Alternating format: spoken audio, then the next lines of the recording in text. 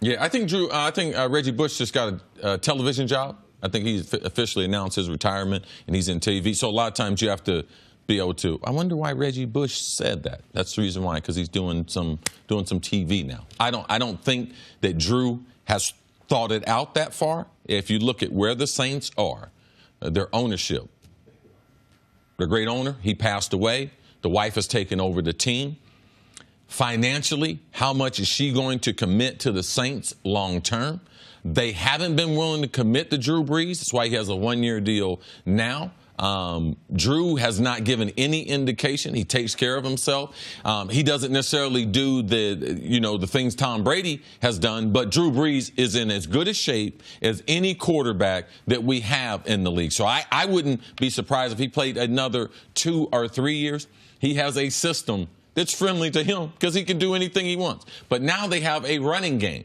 So it's even better for Drew Brees late in his career. They don't need him to throw the ball 40 times like they did 5 years ago, 10 years ago. And they are one play away from being in the NFC Championship. So having Super Bowl expectations for New Orleans, that's not too surprising for me because they've really done well is adding some explosive players that mean rushing the passer, playing defense to go with their outstanding offense. We know about Alvin Kamara, what he's doing.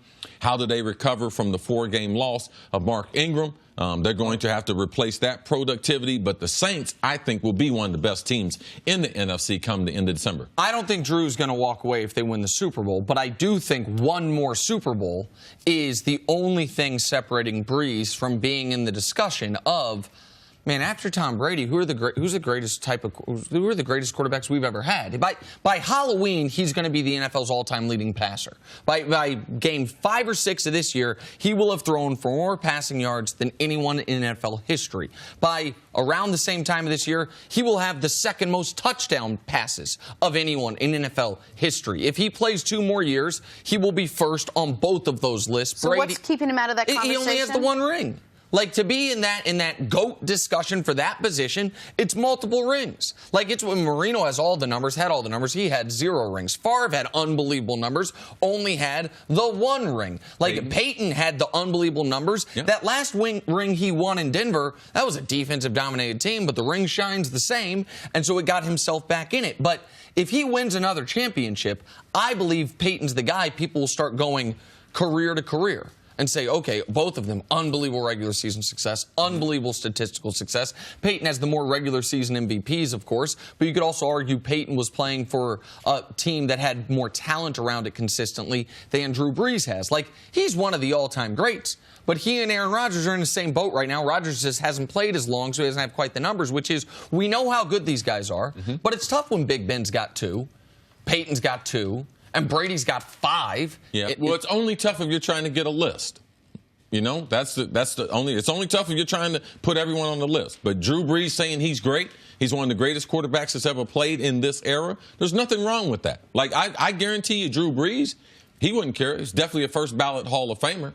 Without another Super Bowl win. No question about it. His numbers, his consistency, his ability to be able to lead a franchise. Now, you're talking about a force multiplier. When Drew Brees walks in the room, you might not recognize because he looked like a regular old guy, got a little birthmark on his face. But, man, you're talking about he is a superstar and a great human being. He's doing great things in New Orleans, him and his wife, on and off the field. Can I ask you a question about the list for a moment? When you were playing, you didn't care at all if people thought, who's better, Cris Carter or Michael Irvin? That didn't, because I got to admit, for certain guys, I know it does. Like, for certain guys, and maybe this is more of an NBA thing, where guys really care about it. Who's the best player in the league? Who's the second best player in the league? And we've seen Durant talk about it. Like, you don't, it didn't matter to you?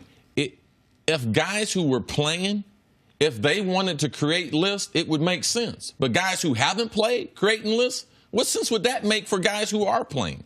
Like, what would give them the ability to say, if I wanted to be on a list, well, it would be amongst me and the guys who have played going to make that list, compared to being worried about people who haven't played making a list. No, that's why I wasn't worried about it. No, because I knew when they threw the football in the air, there was no one who could catch it better than me. I didn't have to be on no list. I knew it, and I had video evidence, too.